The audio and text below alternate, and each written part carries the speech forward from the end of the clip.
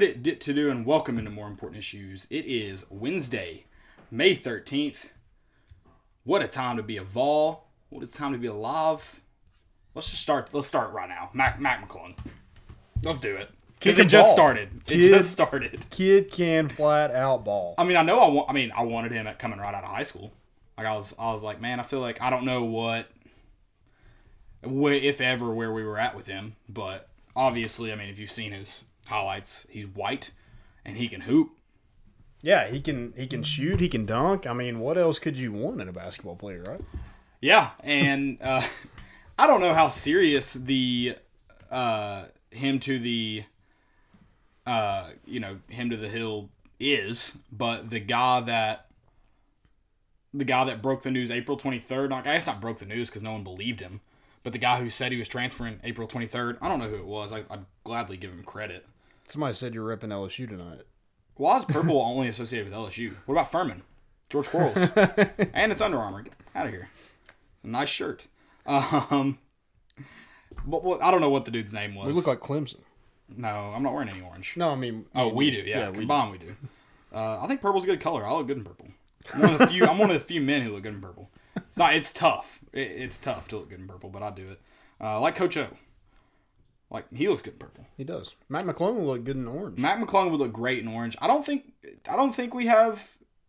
Like, I mean, we don't have any scholarship. It doesn't make sense. No, it doesn't. But the fact that one dude... I don't even know who this is. I'm going to have to try and find it.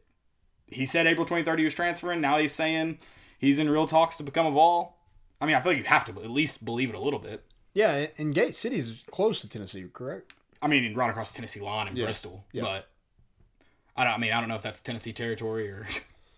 I don't know. You could probably even call it Kentucky. We didn't offer him out of high school, but, I mean, the kid had 15.7 points per game in the Big East. He played on it. Oh, in the Big East. He also played on a really good high school team. I think they won state that year, and then I think two of his teammates went D1 too. Like, okay. It was a stout team. Yeah, Gate City was good that year. I don't know, like, historically. Also, his cousin's riffraff. Yeah, which is interesting to say the least. maybe like Kansas, we can get a riffraff concert for our. Yeah, there you go. Or you get a no stripper bowls though. A Swiper Boy song maybe. Yeah, Swiper Boy and riffraff collab. Yeah, there you go. So yeah, I don't know how real it is. I'm trying to find this one guy this one account that tweeted it. But whoever it is, they tweeted out April 23rd he was transferring. Now have tweeted out an hour and a half ago that he's considering Tennessee. Yeah, do you think that's just a thing to get clicks? I'm sure. Tennessee fans are going to light this thing up. Let's say he's interested in Tennessee. I'm sure it's a little bit of that, and then it also like it's we just don't miss. It's called that. It's hashtag the real sources. Yeah, I've no idea if it's real. If you have to say you're the real sources, yeah, I'm with you. It's probably a little bit of getting some clicks. Him being in the Kingsport area, a lot of Tennessee up there, obviously, and so it's probably like an easy connection. His sister actually played soccer here for 3 years, so he has connections to Tennessee. Again, I have no idea. Like, who knows? Yeah, I mean, if Rick Barnes and Kim English think that Mac can help this team, you take him, and you don't know. You take him. He's got 2 years of eligibility, so and they're not even just 2. Yeah, so he was a sophomore last year. I was thinking he was a freshman. So they're not gonna vote, or they are gonna vote, but I think it's gonna be for next year is when they're doing the one-time transfers. So he might have to sit out a year. Right. They said he was applying. Whoever he confirmed, I think it was one of the draft news people. Whoever he confirmed with said he was gonna seek a waiver to play immediately. So that's obviously possible. Yeah, I mean, it makes sense if he sits a year. It makes sense. Now, if he's coming in right away and expect to play, probably doesn't make a ton of sense. We have a lot of guards. A lot of guards. It's kind of like the JT Daniels situation. The dude's good enough that you take him. Yeah. If he wants to be here, you take him. You make it work out. Yeah. So that's, I mean, the fact that good players are even like mentioned. I mean, I don't know. I don't know if he's mentioning it, but that source has to just happen to have a relationship with somebody that's close to Mac McClung, right? Because I don't know if they've hit on any other, like, nothing notable they've hit on, I don't think, to pick up a ton of. I have no idea. No clue. Yep. No clue. It would obviously be great to get get a guy that averaged 16 points. I wish we could get like a big man though. I mean McClung, Yeah. I'll take it, but like Right. I wish we could get. Where's a 6'10" guy hanging around that wants to play at Tennessee? Yeah, where's the real sources? Where's Let's get some. Where are we getting a big man from? Get some big man talks going. I'll be real pumped. Yeah. Obviously, that's some exciting news. This weekend, you roll off a high of football recruits, and now maybe going to the transfer market. Let's get it. You think Pruitt's hitting up all those California players right now? Texting around, making sure they want to play this year? Might as well. We're going to get into that, though. I mean, Cal State's already... We're going to talk about this later, but Cal State canceled classes for the fall. I still think, after reading how they're managing it, I still think there's a good chance that they participate in football. Yeah, and I still think they don't know. Just like everybody else, they just don't really know what it's going to be like in a month. Well, they've already canceled class for the fall, but because of how they're handling it, Oh, okay. I think there's still a chance that they play football. So it's official. Like, it's done. There's no going back. The Cal State system. Okay. Well, I guess there's no going back. Who knows? But not so. There's not all the colleges in California. Not UC system, which is the largest system in the state, but the Cal State system, which is like 23 or 24 schools. It includes San Diego State, San Jose State, Fresno State.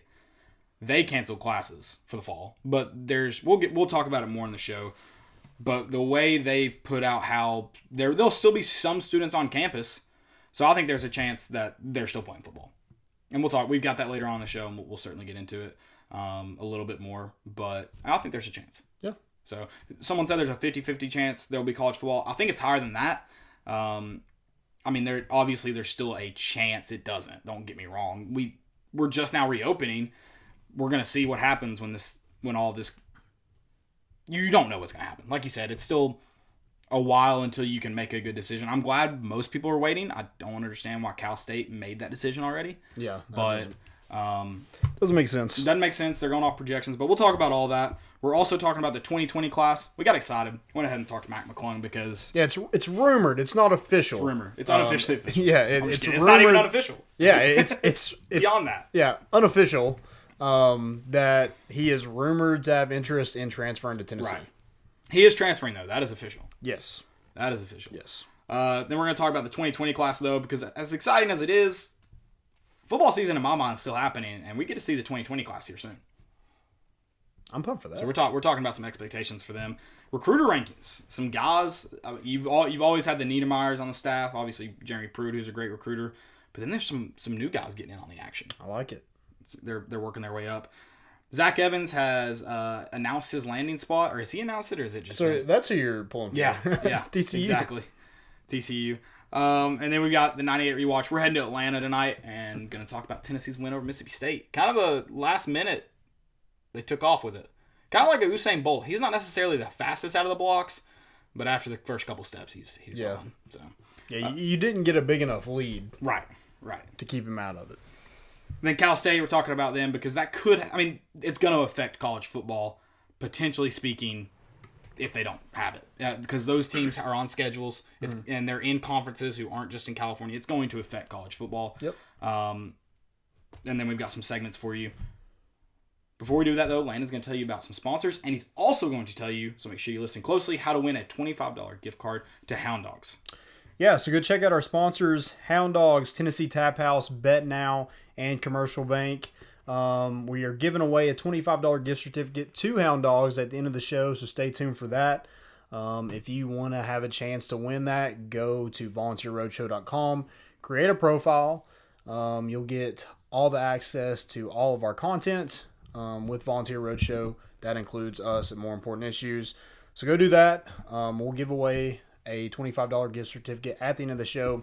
I'm going to tell you guys about Commercial Bank. Commercial Bank is your neighborhood bank, and they're a leading financial institution with the services, capabilities, and resources of regional national banks.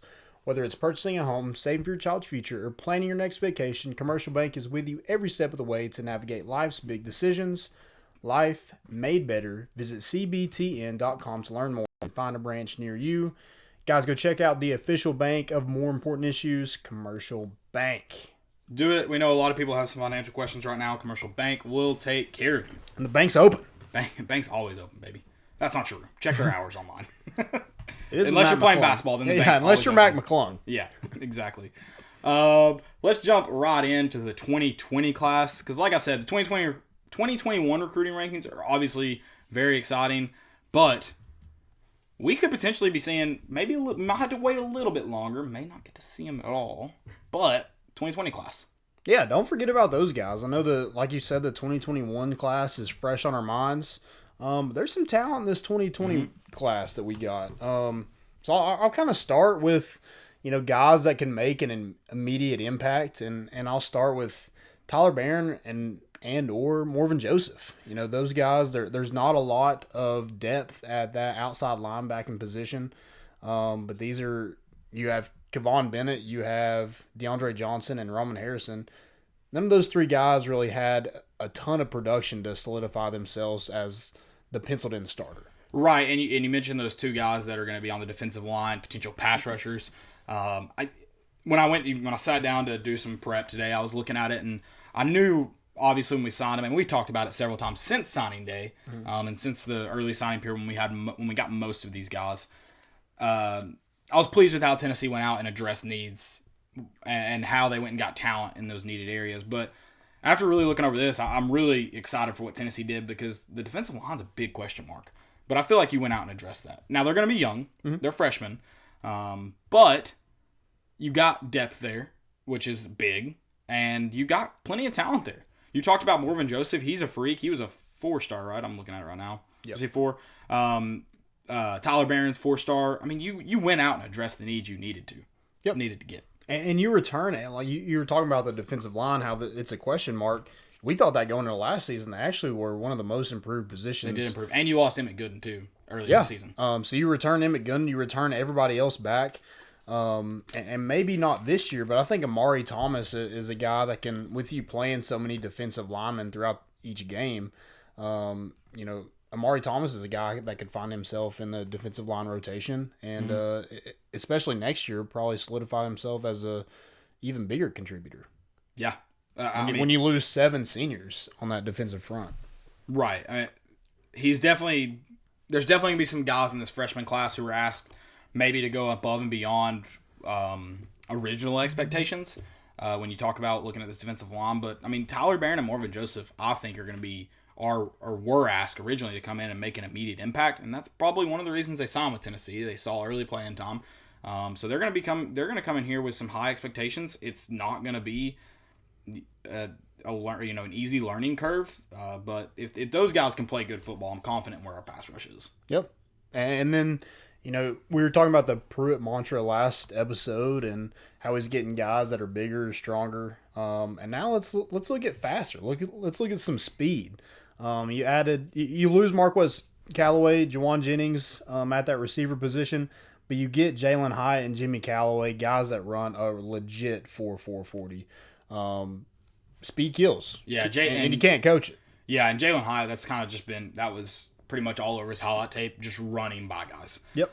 When you have a deep threat like that, when you're able to stretch the field like that, it helps your quarterback out a lot. JG's been the talk of the town today. We'll get into that.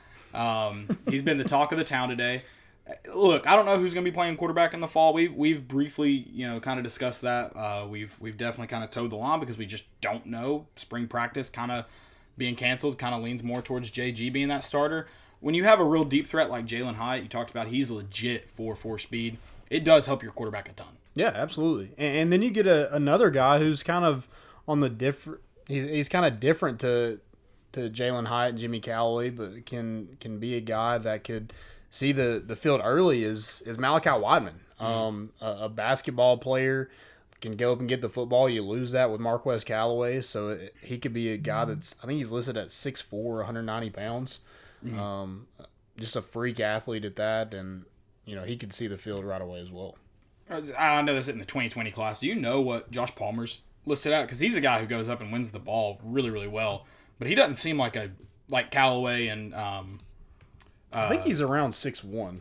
Is he? See, I didn't think he was quite 6'4", 6'5", whatever. I don't know what Marquez Callaway is, but he's not. I didn't think he had quite the same body type as Weidman or Callaway, but he does a really good job of going up and getting jump balls, especially if he's just 6'1". 6'2". 6'2". So 6'2", yeah. Still, though, an undersized guy when you talk about winning one-on-one balls and jump balls. Yeah. So, but yeah, Malachi Weidman definitely kind of gives you that length that is kind of it's nice in any sport, and it's nice as a quarterback when you've got a wide receiver that can bail you out of tough situations when you just throw the ball up. Right, and another guy that, I mean, he's going to get a chance at receiver, but one that really intrigues me is D. Beckwith, because I think he's listed at 6'4", 215. Yeah, 215, and is said to run a 4.4. If he runs a 4.4 at 6'4", 215, and can my man block? Put that man in the slot and dare a linebacker to come out and guard him. Yeah, that's the great thing with him. I know, there's been talks. You said he's going to get a chance to play wide receiver. There's been talks that he could kind of move to that tight end position. I mean, how great would that be if he's able to kind of flex there and slide out there, create mismatches? Creating mismatches is huge. That's why Jim Chaney loves using the tight end. Yeah. Yep. I don't know. That one just... It's a question mark, but I'm also like so excited to have somebody that athletic I don't want to say at the tight end position because he's going to get a chance to play wide receiver, but a guy you can get the ball to. Yeah. So, regardless, I imagine him making an early impact. I don't know if it's as early as his freshman year, but he's a freak athlete too. Seems like he'll find the field pretty early on. Yeah. So, got some linebackers in this class. Yeah, I mean, dude, I hope this front seven kind of, because it's gonna be tough. It's gonna be a young front seven for the most part, or maybe not young, inexperienced front seven though. It definitely, but there's a lot of talent there too. Mm-hmm. It's just guys who haven't seen the field or guys who are just getting to school, coming back from injury. Yeah. They're gonna be inexperienced, but they're definitely talented. And then you've moved Brian Niedermeyer to a linebacker position. I think he's more comfortable on the defensive side of the ball. Yeah, I think that's what he was at Alabama. And then you obviously have Ansley and Pruitt, guys who are focused on the front seven. Mm-hmm. So I feel like if your high needs are in that area, at least you have coaches that are kind of tailored to fix that. So before we get into quarterback, I know we'll get into that, but linebacker with Henry To'oTo'o, there's that open spot. You think it's going to be Crouch that moves to inside linebacker and takes that spot.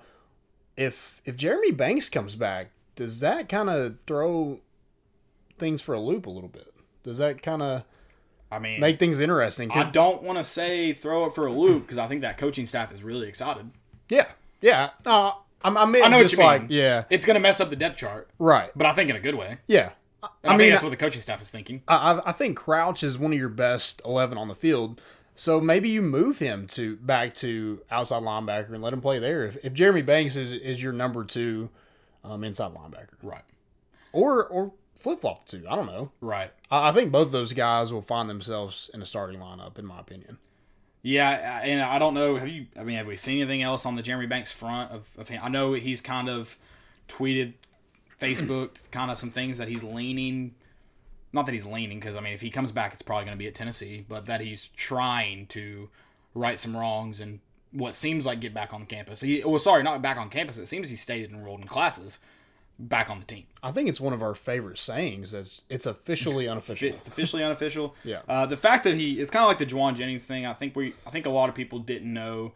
It was very uncertain whether he would be back on the Tennessee football roster after the stuff with Brady Hoke and John Curry. But the fact that he stayed enrolled, he gave himself a chance, and then and Pruitt gave him a chance. Mm-hmm. With the situation happening while Pruitt was the football coach, changes it from the Juwan Jennings situation, but Pruitt's shown he's willing to give people second. If you want to call Juwan Jennings a third, you may be able to because of we'll call it a second because he was never off the team before that.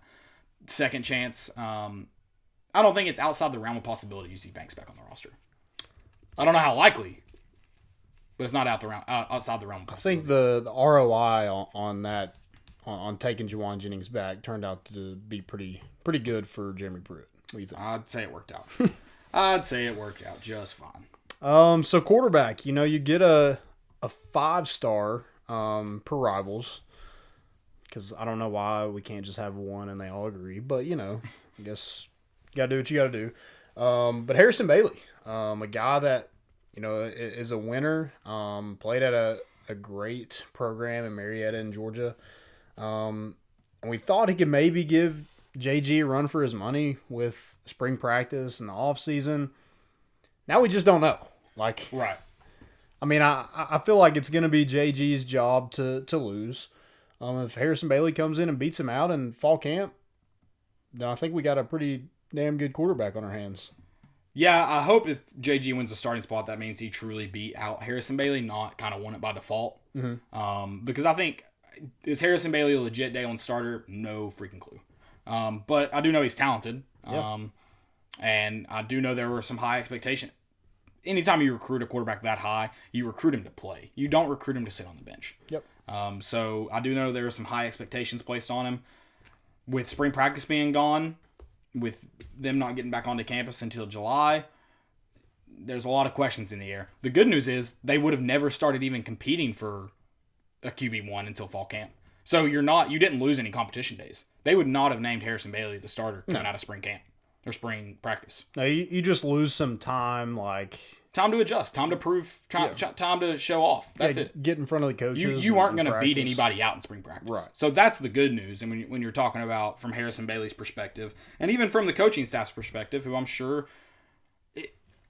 whether the coaching staff likes JG or not, there's no arguing that he hasn't lived up to their expectations for him. Yeah. Otherwise, Jeremy Pruitt wouldn't have chewed him out at Alabama. True.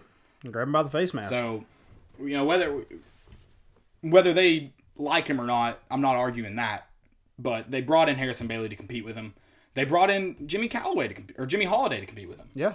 So, and then you've got, they've given Brian Maurer a shot. They've given JT Shroud a shot. And some of those due to injury. I realize that. But they put him on the field. And they've talked to JT Daniels. And they've at least considered bringing him in. This coaching staff is looking for a guy to come in and win the job. And Harrison Bailey is going to get that shot, I think. Yep. And I think they're looking for guys to come in here and win right away. They're not worried about hurting people's feelings on, we don't want to run him off. Like, this coaching staff doesn't care. They want to win. Right. Bottom line. That's what you need. That's what we need to get back to the old Tennessee is don't be afraid to hurt people's feelings. We're going to win and do it our way. And I can't imagine. I understand the hesitation. We've said we think JG is probably the starter, especially when spring practice got canceled. I understand the hesitation to say that Pruitt will hand the keys over to someone else. However, it's very clear Jeremy Pruitt does not care if he hurts someone's feelings. No. So not a bit. It's not about I love the guy or hate the guy or anything like that. It's about winning football games. Yep. For him. And that's the good news. That's the good news. I do want to address the tweets going around today because I just don't understand why I compare him to T. Martin, JG. Yeah, it's two different eras, two different offenses, two different teams. And I feel like a lot of people have argued this since 1998 that T. Martin was better than Peyton Manning. And the people who've been like, Peyton Manning's better, they've been like, well, T. Martin won a national championship. But now I feel like the same people who have said T. Martin are better are now arguing JG's just as good as T. Martin. And T. Martin, I would gladly have him quarterback my team any year, anytime.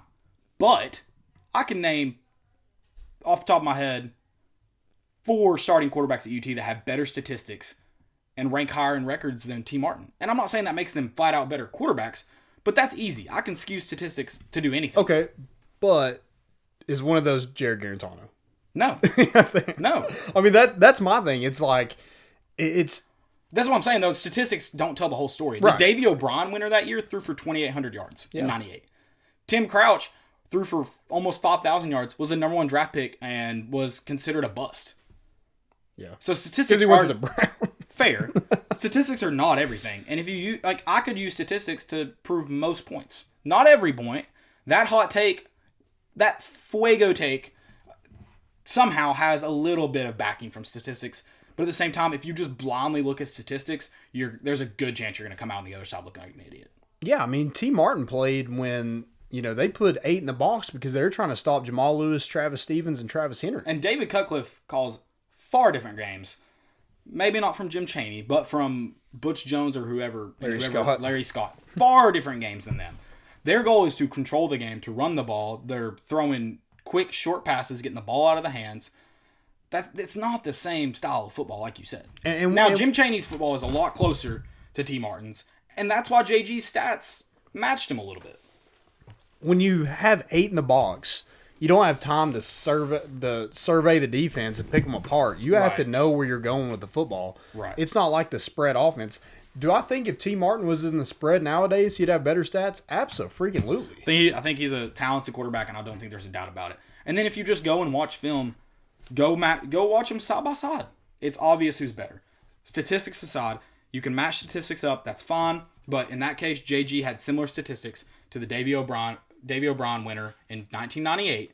That doesn't make him as good as him. The Davey O'Brien. I don't even know.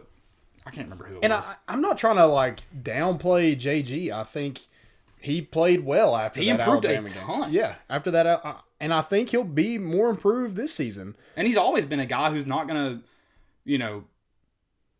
he's not had a ton of bad turnovers in his career. Alabama was one. Yeah. I just think, we hope for the best. We want him to come out next year. We want him to win a freaking Heisman. If he did that'd be great. I would love for him to end up better than T. Martin. I would love for that to be the case. I would love to look back next year and go, wow, he was better than T. Martin. Yeah. But right now, that's just not the case. No. And don't try to, after what he did this past season, don't compare the two and try to discredit what T. Martin did at the University of Tennessee. And just because he was on a good team. Yeah, don't do that. That's just dumb. I do appreciate you giving us something to talk about. Yeah. I do appreciate that. Yeah. That was nice. Yeah, that was fun. But that's just dumb. Don't discredit a guy who won you a national championship. No, you can't. You can't. So someone said JG has completion percentage as high as Peyton's, and that's irrelevant. That's absolutely irrelevant. 100%. Like I said, you can find statistics to someone actually said today, they were like, math never lies. I was like, whoa. Math could totally be biased if you want it to be biased. Yeah. It's not true. But yeah, the statistics were not fairly handed out. Yep. It was not fair. Hopefully, I don't think it's impossible for JG to have a great year. No. I don't think it's impossible. Do I think it's impossible for him to win the Heisman? I'll take any bets. If I lose, I'll pay out gladly because that means Tennessee was either in the playoff or won a national championship. I'll pay that out. But if you want to take bet, if you're willing to bet on JG to win a Heisman, I'll be the bookie. Also, the stats don't really make sense because this is like what JG's third year as a starter. That too. It was T. Martin's first. And Peyton and Philip Fulmer and David Cutcliffe went into that year. Didn't matter who was playing quarterback. They knew how they were going to win ball games. Mm-hmm. And then when Jamal Lewis went down, they were probably a little unsure. Thank God Travis Henry stepped into that role, and they go, we don't have to change a thing. Yep. So, yeah, very, very different. It didn't make it. Don't discredit the national champion. How about that? Nah. It's just funny that everyone's like all the time, like, we don't give T. Martin enough credit, and now we're comparing him to a quarterback who has stunk. Yeah, I mean, I would put him right above Justin Worley in Tennessee's quarterbacks. I mean, maybe if you look at the last 6 games this year, but if you take away those, I'm going to go way below Justin Worley. Yeah, Justin Worley probably played above his ceiling, and I don't think JG's touched his floor yet. I mean, that's true. That's probably true. Yeah. So, or at least what 247 told us what his ceiling or floor was. Yeah. So that might be a little bit of a hot take. Speaking of rankings, did you see Rival's new top 250? To be honest, I saw your tweet about it, and then I just didn't even click because that's the thing. Obviously, I'm pumped that Tennessee is the number 2 recruiting class right now. I've told you I think they at least finish in the top 10. But and that's awesome. And that's fantastic. That matters for Pruitt. That matters for his staff. That matters for the roster. But in the grand scheme of things, it doesn't count for anything. Right. So, but I'm not discrediting what they're doing there. That's awesome. But it doesn't matter. So when you said it, if it was something big, I would, because if it's my agenda, I would go and tweet about it. Since it doesn't, though, I'm just going to stay away. But yeah, tell me about it. I mean, so you had 7 guys in the top 250. So they re-ranked everybody. Not one of Tennessee players went up in rankings. But like 3 or 4 of Ohio State's did, right? Yeah.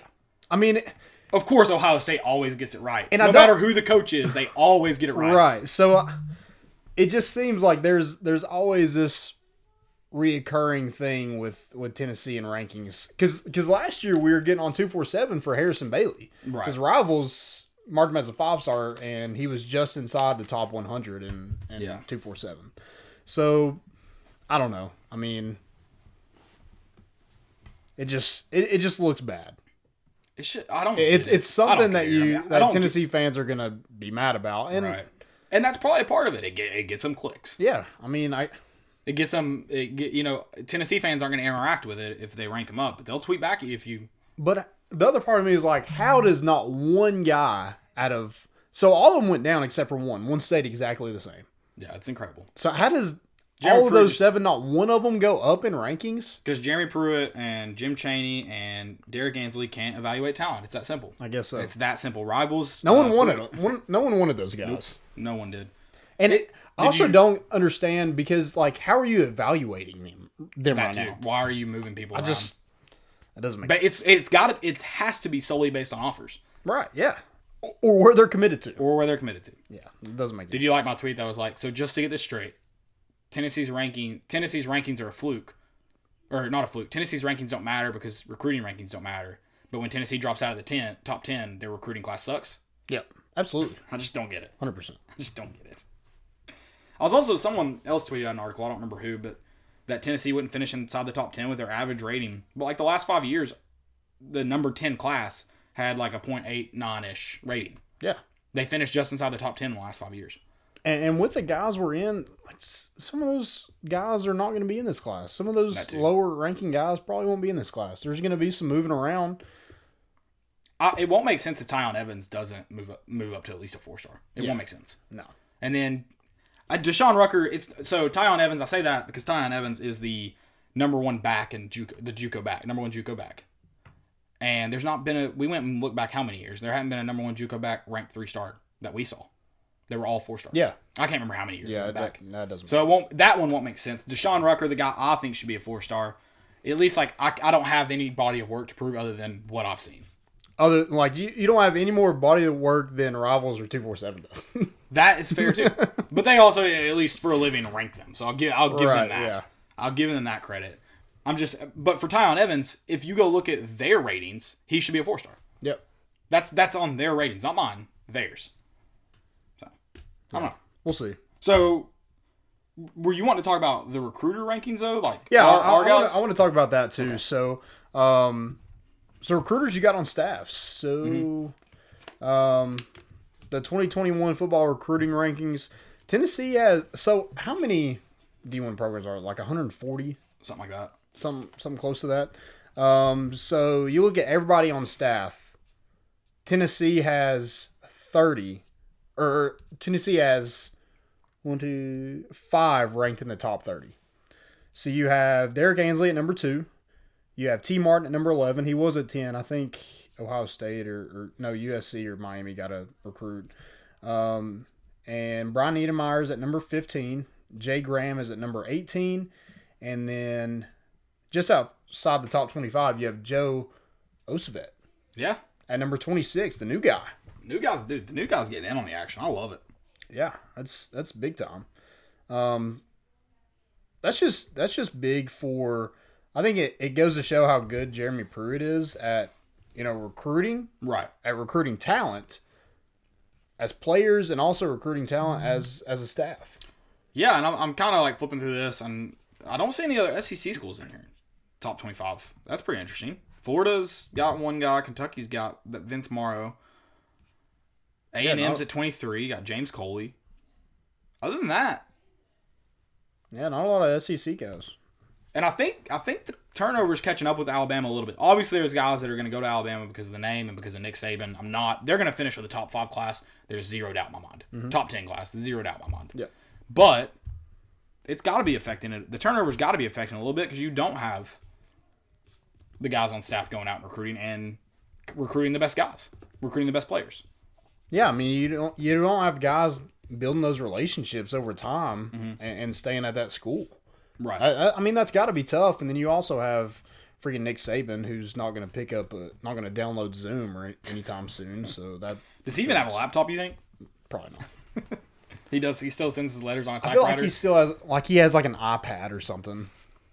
Yeah, he does seem like an old guy that'd sit. Or not even an iPad. It's just like a tablet. He seems like he'd sit on the couch or on his lazy boy with his iPad like this. Yeah, all day long.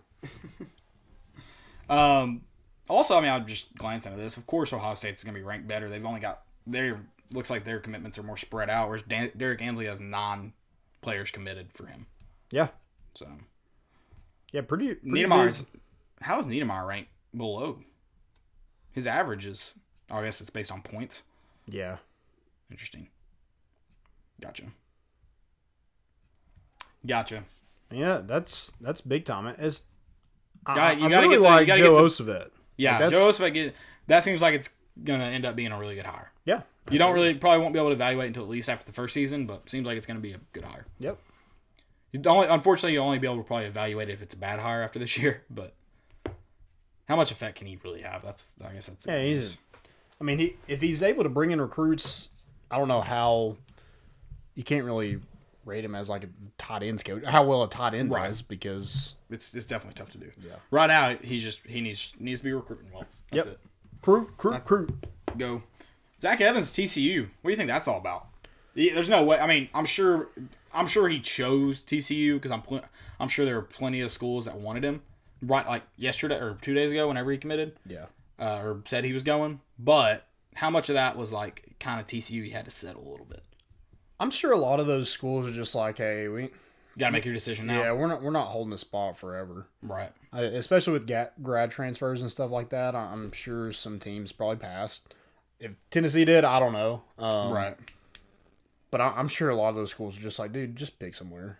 Like, you're a 5-star. Like, it's time to just enroll somewhere. Yeah, no, I'm sure. And it was always said that he was going to leave the state of Texas, and then he goes 4 hours north to Fort Worth at TCU. Yeah, which, fairness, you can stay in Texas and pretty much leave Texas. Right. Like you said, it's 4 hours away. So Lexington's just 3 hours away. But, I mean, for Tennessee's sake, you don't have to play him every year. Oh, that's nice. So, I mean, at least he didn't go to Florida. That would have sucked. Right. So he's going to go somewhere you won't, really get to see him. What's interesting is, so with this California thing, I guess we'll get into this later, but so Alabama's talking with TCU about playing. That's right. So you could see that. Because TCU's playing Cal, and then USC and Alabama were supposed to play in Arlington. Mm-hmm. So there's talks that TCU and Alabama are going to play in Arlington if whatever happens with USC and Cal. But maybe Nick Saban's like, nah, they got a 5-star. I'm out. I'm good. it's definitely possible. Yeah, we'll just take that win over that forfeit over USC. Right. I mean, I don't put it past Nick Saban. Yeah. One bit. Yep. Do you just want to go ahead and talk about while we're talking about it, before we get into the 98? You want to switch us around a little bit? Just talk about the Cal State and we can go California schools first. open. Yeah, just as we're on it, because I do think there's a... Also, before we do that, if y'all have any questions, feel free to throw those in here, comments, share it for us. That'd be great. Appreciate it. Yeah, absolutely. Do that. We're on Facebook, YouTube, Twitter, so we're following along. So if y'all have anything, we'll try to get to that. Yep. This Cal State announced yesterday or Monday that they would not be opening in the fall. I went and read the entire release. So they are opening to for capstone courses, like people who have to be on campus, like engineers, for clinicals, for nurses. Like there will be people on campus. Right. And that's why I feel like that doesn't take football out of the equation. Mm-hmm. Whereas if they had said no students on campus, I'd be like, yeah, football's not happening. That's why I say there's a chance football happens. So the schools, I think, that are FBS are San Jose State, San Diego State, and Fresno State. I believe that's it. Okay. I believe everybody else is either FCS or they're just D1 in basketball. Gotcha. So right now, not affecting a ton of schedules, but going to affect some schedules if that is the decision that's made. And then the UC system, which is Cal, UCLA, USC. USC is not in the UC system. I can't remember. Okay. I'll pull it up real quick. Well, I know LA County has they're still at a stay-at-home order. Yeah, and that's going to be for 3 more months, I think. So it would definitely take some things to work out if the decision is to come back, or the decision to at least bring the football players back onto campus. And a lot of people think it's just money involved. I feel like it's not just money. I mean, you're essentially not destroying, but you're setting back these programs years. Yeah. If they can't play. So it's not just making money this year, it's making money for the next 5 to 10 years. It's not just losing out on this year. It's So do you think the Pac-12 follows suit and just play like that's a thought that they're going to play in the spring, which everybody else is planning on playing in the fall. So what sense is that going to make? Yeah, I mean, I think the only way maybe the Pac-12 just tries to force. They try to be the first ones. Right, they're like, all right, we're moving to the spring. Let's hope everybody else follows. Yeah, and maybe tries to do something like that. But why would you try to separate yourself from football? If you're the SEC, I could see yourself trying to separate from the NCAA because where your winners been the last couple of years? Yeah, I think 10 out of 14. 10 out of 14, yeah. So like, kind of got to go with the SEC. But when you're the Pac-12, I could see the NCAA waving by at you if you decide to step away without the NCAA. What the heck have they won? Yeah, or is this their chance to like play in the spring and claim a national championship? Maybe that too. I don't know. It's interesting. I think there's a chance Cal State still goes. The UC system has not said anything, but it's expected they make an announcement this week or next doing the same thing. Yeah. So I think there's a good chance that TCU and Alabama play to open. I think there's a good chance the Pac-12 doesn't play this year, but I also think there's a chance they still play. I don't think it's gone for good. Yeah, that's true. But I don't know. It's going to be interesting, but I'm kind of with you. I'm like, what's the point in closing now? Yeah, I mean, right now any information you have is based on projections. It's not based on facts. Yeah. And you do have to make a decision by, I agree with most college football coaches. I do agree. I'm not going to say I think. I agree with most college football coaches that you have to have a decision made by July 1st. But I think you just have to make your decision by July 1st because isn't there a dead period the first week of July anyways? Yeah, it's like I know with high school after that 4th of July, I think that next week is... It's the first week of July. First, essentially, full week of July, usually. Yeah. Once is how it's normally set up. I think college football is the same. But how many days do you have to allow for students to travel to campus? So I think they need to be on campus by July. But when does that decision need to be made? I don't know, a week before, 2 weeks before? I don't know what your timetable is. I think it's much different for college than it is for, say, high school or pros. Yep. But I don't know what that deadline is. I know that deadline isn't this week. I know that. I know a lot of Tennessee players are heading back to Tennessee. Really? So Harrison Bailey and JG are in Atlanta right now, aren't they? Yeah. Training? So I mean, and you have Bryce Thompson and Trayvon Flowers who are there with Oliver Davis and Kamar Wilcoxon. So they're kind of close by. But I think, some of the California guys are starting to make their way back. I don't know if they know something that we don't know. But it seems to be that like there's by July 1st or I guess right after that we'll be football kind of be back. Well, good deal. I mean, I don't know what that looks like for the state of California. Someone says they think they cool off on the stay-at-home order. I'm not saying the stay-at-home order lasts 3 months, but they announced that it's going to be in place for at least 3 months. They can always ease up off of those, but they can also always add more on. I don't understand why you extended it for 3 months when you could extend it for 30 days and then again 30 days if you needed to, and then again 30 days if you needed to. I don't understand the decision making, especially for something that. So the stay-at-home order obviously is right now. That's your mass public. You need to know that. That's far different from college football. It's far different from college football. That decision doesn't need to be made right now. It needs to be made soon. It's almost June, but it doesn't need to be made now. Yeah, hope for the best. I guess expect the worst, but it looks like they're just expecting the worst and not really hoping for the best. I think there's a good chance we have college football without fans this year still. Yeah, I agree with that. And a lot of people are like, I don't even want to watch. Then you're not a college football fan. You just want to go to the games I don't know, post it on your Instagram. Would it be different without fans? Yeah, but it's football. It's something to watch. It's something to watch good too. Lord, I'm going freaking nuts. I mean, The Last Dance is about all you get right now. Right. At least that one's fantastic. Yeah. Someone said at the end of the day, the Pac-12 will take. NASCAR Vol said at the end of the day, the Pac-12 will take the money. I don't disagree. I think the Pac-12 wants California to Cal State to, which is not affecting the Pac-12 yet. There are no Pac-12 teams that have announced they're not returning to campus. It's only affecting, I think, the MWC for FBS. But, I think they obviously want to. I think everybody wants to, not everybody. I think most people want to play in the fall. Mm-hmm. To, if it's happens. But it could affect basketball too. And are you going to play on top of each other? Well, if these schools aren't returning in the fall, they can't they can't start basketball in time. Yeah, that's true. And, yeah, that's what I'm saying. Like, yeah. so do you start January whatever when you come back? Do you start both? Right. And Cal State Fullerton's in the Cal State system, who's a good basketball program. There's someone else I can't remember. They're a good baseball program too. Yeah, and who was it? I guess I don't remember who. Is Long Beach a good basketball program? Yeah, I don't know, but San Diego State so. was ranked high at the end of the. I mean, and they may not be playing basketball next year. Yeah, and they were ranked high, so that would affect basketball if they don't return in the fall, and if they choose to not allow their athletes to return to campus. Yeah.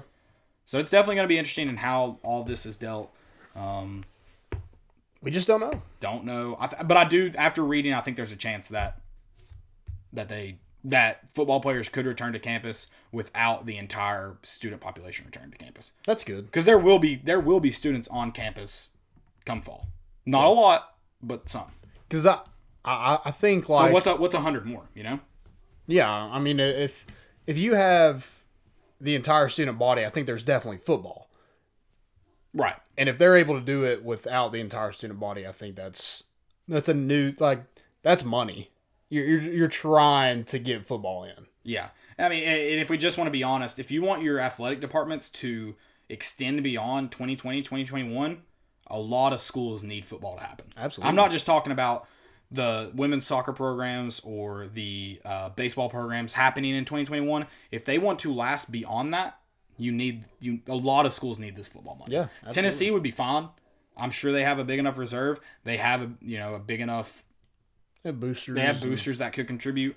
But there's a lot of schools that if they don't get that football money, they will not have baseball programs for the foreseeable future. They won't have soccer programs for the foreseeable future. They won't have smaller programs for the foreseeable future. A lot of schools need this to last to extend sports. And I'm sure there's a lot of people who are out there like, what does sports matter? Okay, well, it pays for a lot of people's school. So until you come up with that money somewhere else, why don't you let some of these people get scholarships money for playing softball or baseball or whatever? Yep. Better start collecting cans or something. Yep. Yep. So let's go to Atlanta. Take the 4-hour trip down to Atlanta. I hope we'll be doing that soon for real. That'd be fun, dude. I was willing to shave my head to do it too. Pruitt couldn't get it done. I mean, we're definitely going. No matter what the price is, we're going. Right? Oh, I'll be there. Even if I don't go to the game, I'll be there. Okay. I might try to sneak in.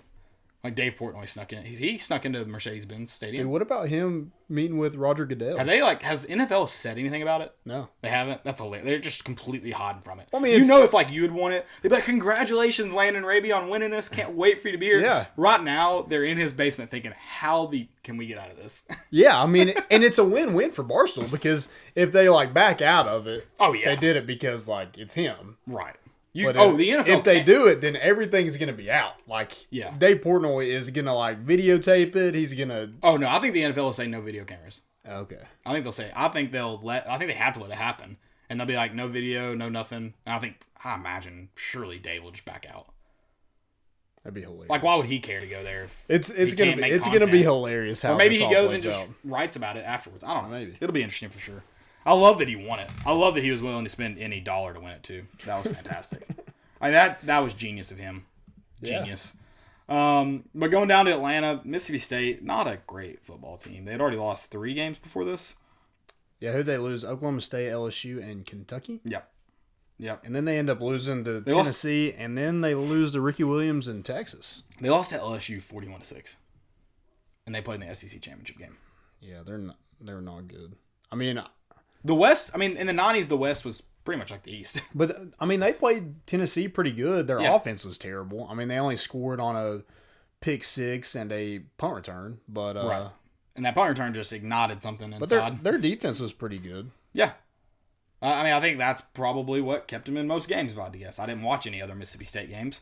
But judging by their defense, they had a fast, physical front 7. Yeah. And Tennessee, I feel like they were kind of looking ahead. Yeah, and Tennessee, let's look at T. Martin. Let's thank T. Martin a lot for his play.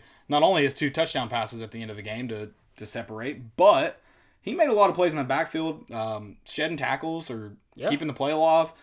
Without him, it's definitely a different ballgame.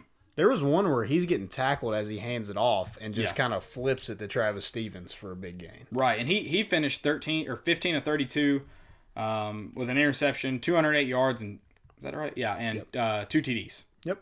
So that's a pretty good stat line for a quarterback. Travis Henry finished with 120 yards I mean, he just and do you have what Stevens finished with by chance?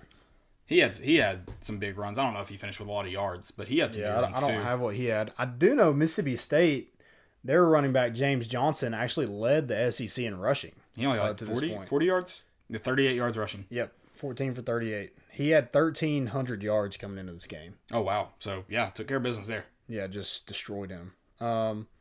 Peerless Price was the MVP with he had a touchdown pass, 6 receptions, 97 yards, a couple kickoffs. Golly, when's the last time a wide receiver? How often has a wide receiver won the most valuable player in the SEC championship game? Yeah, that's nuts. See if I can look up. Well, actually, did it happen again for LSU? Was it Justin Jefferson? Was it? I don't know. It just seems like an MVP of the. Let's see if I can. Because somebody had the 6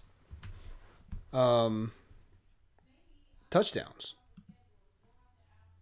See if I can see if it's listed on here. Oh, yep. Okay. Joe Burrow won it. Oh, okay. Let's see. The last time a wide receiver won was Percy Harvin? No, Freddie Millens from Alabama, and then Peerless Price. Oh, did Percy Harvin win it? Okay, yeah. Sorry. So Percy Harvin in 2006. Yep. There you go. 14 years ago or 13 years ago. Yeah. So there's only been 3 wide receivers win it. So yeah, not often. Yeah, but this game there was kind of nothing in the first quarter until Mississippi State got a 70-yard interception return. Do you think Tennessee and Mississippi State knew they weren't on TV? So they're just waiting. They're like, we can't show anything until we get on TV. Yeah, we got to just keep punting and. So if you're watching it with us, you saw that Larry Smith, our dude that posted all these games, he's the man. He found, because I guess he recorded them from his cable. He found the satellite broadcast of it, but the broadcasters are not speaking, but the mics are hot. So make sure you go listen because they get incredibly frustrated with their crew, and it's fantastic content. I don't know. I need to look up see if I can find who did that game because it was awesome. Also, how livid were Tennessee fans? Think about how mad they were when Tennessee played. Who'd they play? And they showed like the Kansas game play into on ESPN in basketball. Oh yeah, livid. Can you imagine if it wasn't on anything? Like they didn't even get to watch it at all. Yeah, that's. I mean, good Lord, you got to do a better job. This is you have the number 1 team in the country, and you're playing a Big 12 championship over it. Yeah, I feel like you should have sent that to the SEC game. Yeah, so dumb. Yeah, so there was kind of nothing going on in the first quarter until Mississippi State got a 70-yard interception. There was flags everywhere, so I feel like Tennessee just kind of stopped. Yeah. But they just kept running. They called it on Tennessee. So they got that touchdown. We answered with a touchdown and then a Jeff Hall field goal. It was 10-7 at halftime. And then with 8:43 left, Prentice, the Mississippi State wide receiver, he was pretty good. Yeah, he was. Had an 83-yard punt return for a touchdown. And it was kind of every time that we punted to him, it was kind of like just a couple tacklers away from him breaking it. Like he was always close to breaking each kick. And then he finally got one. And then Al Wilson gets a pick 6. And then he almost took a fumble back. Was that him that picked up the fumble at the end? And that guy got knocked loose again? Yeah. But I mean, it looked like he picks it up and just gets drilled. The TV angle is atrocious. Yeah, it's bad. So it looks like he has nothing but space in front of him, and then he gets hit pretty hard. Yeah. It was on the call was Keith Jackson. Yes, that's and Bob Greasy. Was that them talking? You think? I don't know. It seemed like the broadcasters. Yeah, it had to be. So it was either Keith Jackson or Bob Greasy. That is a complete asshole. And they were watching the Kansas State game. Yeah, they kept talking about it. But they're also commenting on the Tennessee game, so it was very. But they were not broadcasting. Like they were not speaking. No, but it was very weird to like hear them. Right. Like I'm watching the Tennessee game and they're talking about another play. I'm like, what? Yeah, there were sometimes they would be like, "Is he in?" or something like that. Or is that a first down? And it's like that's not going on right now. Right. But yeah, so Al Wilson gets a pick 6. It's called back for a block in the back, and then we fumble. So then it was 10-7 in the fourth quarter. He gets that punt return, and then. Peerless Price, baby. Making plays. Always.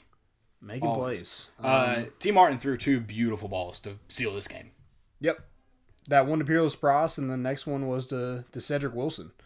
and they were both on the money. So after that Peerless Price touchdown, the very first play, I think, is when Mississippi State fumbles. Yeah, the very first play back, they fumble. That's the Al Wilson picks it up. Looks like nothing but room. And who ended up recovering it? I don't know. Corey Terry is the one who forced it. Okay. It doesn't say. I don't remember. It doesn't say who recovered it in the box score.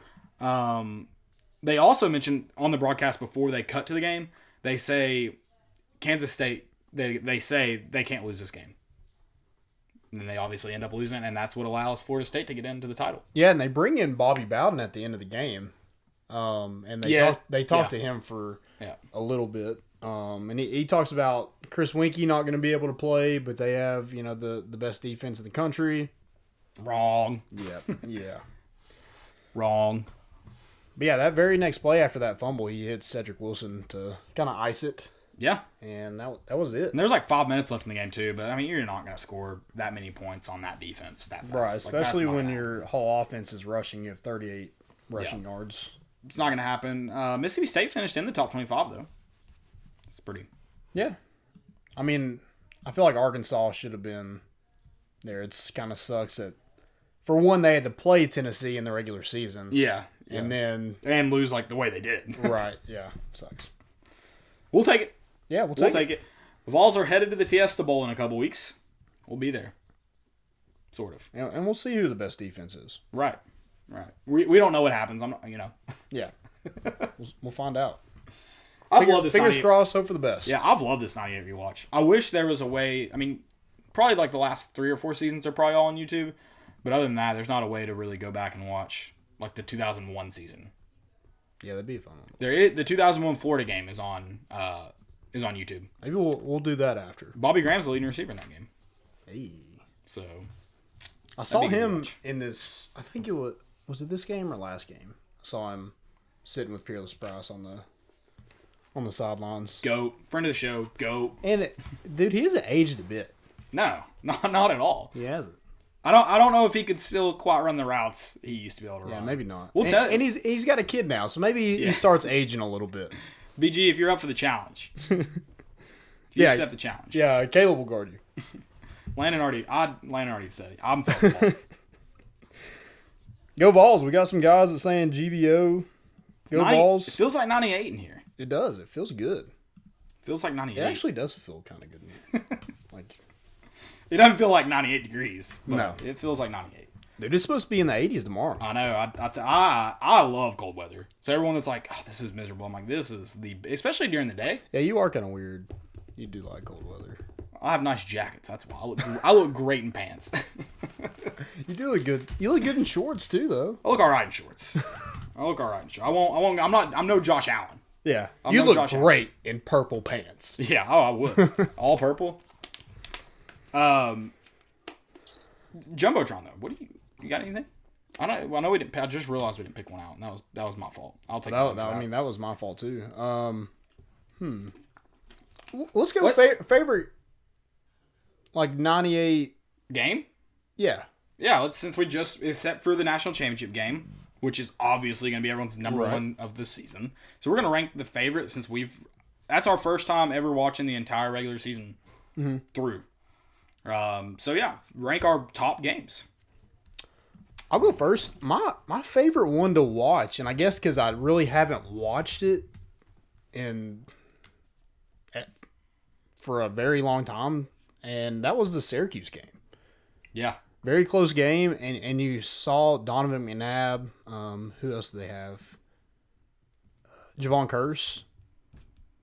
That was a really good team, and I like that one. It was away. It was at Syracuse, and Syracuse is not a great team now, but they were back then, and that was a game I kind of forgot about. So I'll go with Syracuse for my number one.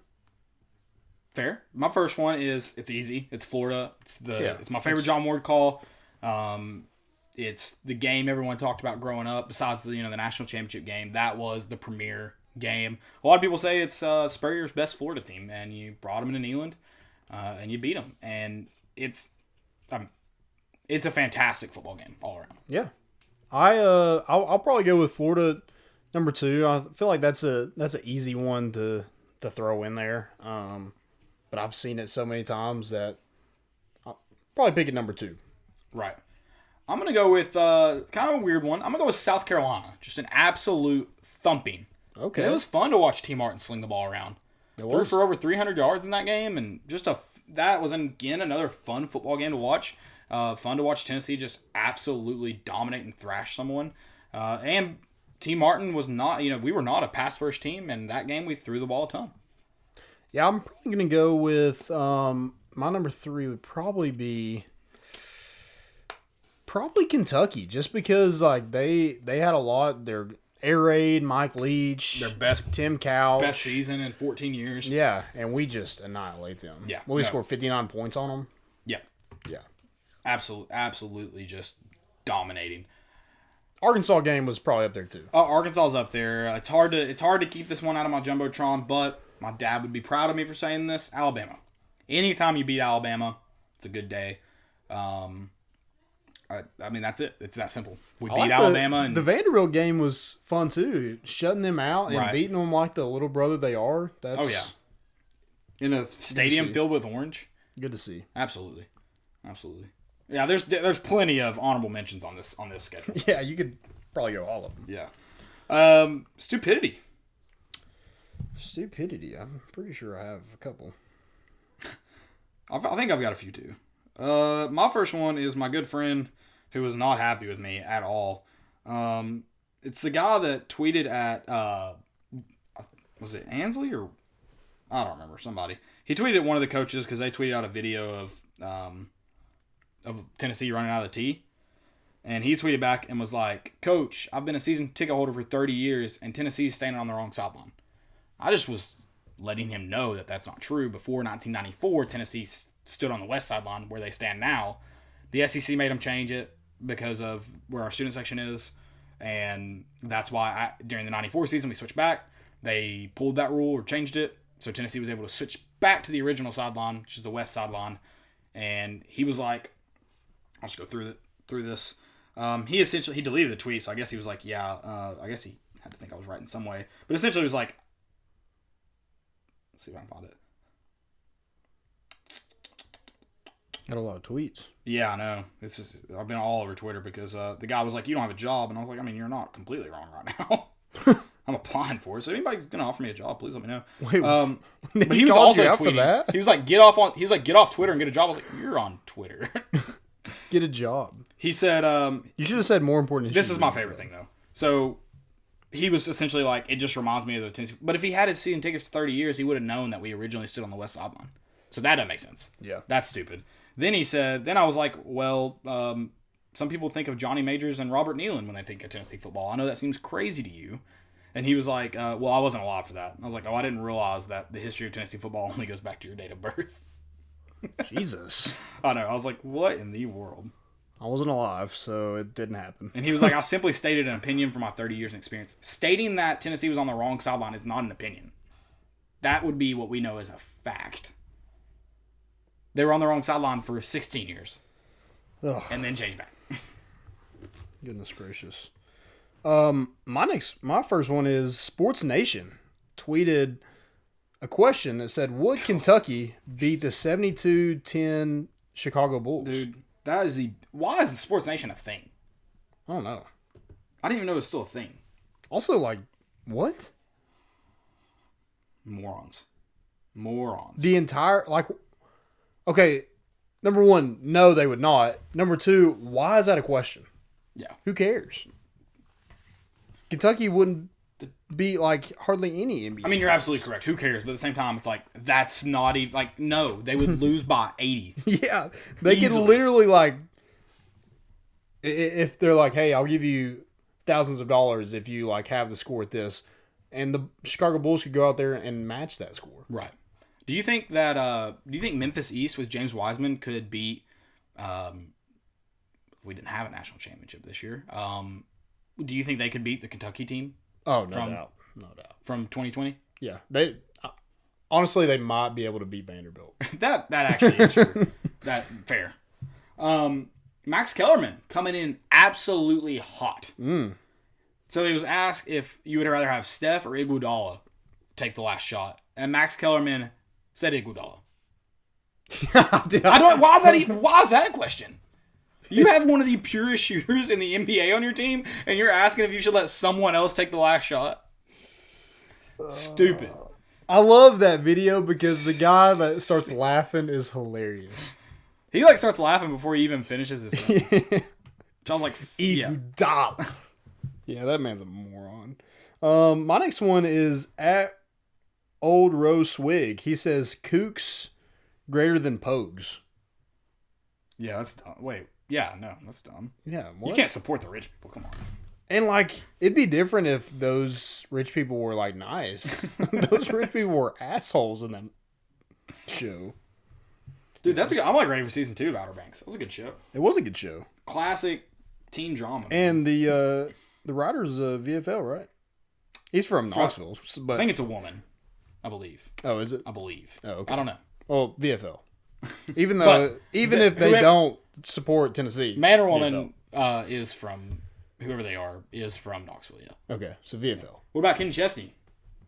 No, because that was tweeted. That was tweeted out today. That was tweeted. Oh, dude, what? So people were saying no, not Kenny Chesney, Morgan Wallen. It's Dolly Parton. Did we forget about Dolly Parton? How did we forget? Dolly Parton is the state of anything Tennessee. Dolly Parton. Yeah, it's that simple. Like, I enjoy listening to Morgan Wallen as much as the next guy, but it's not Morgan Wallen. Oh my god! I'll give Morgan Wallen credit. He has a good Tennessee football song. But that's all he's got. Had Me by Halftime. That's a good song. And he said he was going to cut the sleeves off a Peyton Manning jersey. No. Never. Somebody did that. That's sacrilegious. I'm not gonna tell you who it was because you're gonna be like, oh, that makes sense. That's sacrilegious. I'll tell you after the show. That's fair. That's sacrilegious. Yeah, don't do that. Don't do that. I don't care I don't care if you bought it from China. Sacrilegious to cut the sleeves off a Peyton Manning jersey. Yeah, don't do that. Like if any girls cut a jersey, a Peyton Manning jersey into a crop top, burn them at the stake. Now, if Peyton Manning were to come out at a Morgan Wallen show with a cut off Peyton Manning jersey, that would be cool. Yeah, but he's the only person allowed to do that. Yeah, he's the only one. You can only have Peyton Manning. And he has to like Bill Belichick it. He has to do it himself. Yeah. He can't be like, hey, cut these for me. Dude, cutting the sleeves are hard. Oh, yeah. I mean, not if you just go right up the seam. I know, but then it looks like dad mode. Like, I mean, yeah. If you're like making a workout shirt, it's tough. It's tough. I don't disagree. You got to go right up the seam to be easy about it. Yeah. Yeah, no, if I was somehow had the opportunity to cut the sleeves for Peyton Manning, I'd be like, sir, I apologize so much. I would love to do that for you, but you have to understand I can't. I tried to make like a workout shirt. So I tried to cut the sleeves off. And first it was like, Dad. I was like, I got to go more. And it got to the point where I was just like, I just got so mad I just ripped the shirt up. Like I went full on Hulk on it and just threw it in the trash. Yeah, you probably should just keep sleeves. You're probably too old to have cut off sleeves, so that's probably good. I'm too old for that? Yeah. I've seen like, 45-year-olds are in... That doesn't make it right. That doesn't make it right. No, well, I'm not... Okay. I did it for workout at home. Like, I'm not going to go out. Yeah, that's fair. I used to have some great... I used to be able to do that in high school. I used to have some really good ones that came all the way down to the hips. I want to... Like, if I'm working out on the deck, I want to tan. I want to get... Tan almost everywhere. Yeah. I'll do it for you if you need. I used to be able to... Okay, you're pretty good at it? The key is to rip it. You don't cut it. Okay. You cut it and then rip it. Okay. I tried that too. Oh, okay. Well, maybe that's not the key. I haven't done it in a while. Maybe you can do a better job than I can. I wouldn't say that. I wouldn't trust it. I wouldn't. Yeah, guys, if you like Kenny Chesney as a country singer, it's fine, but he's not a Tennessee fan. It's that simple. Yeah. It's that simple. He's the worst. Yeah, you can like him as a country artist. That's fine. I'm a big back where I come from. Paint your name on water tank. Yeah, I mean, as soon as you wear an Alabama hat, you trade in your vault card. I do have a great pitch for him for his next stadium tour, if he'd like to hear it. He has to come on the show to hear it. Oh, so you're not going to say it? No free stuff around here. No freebies. I was just like that. I mean...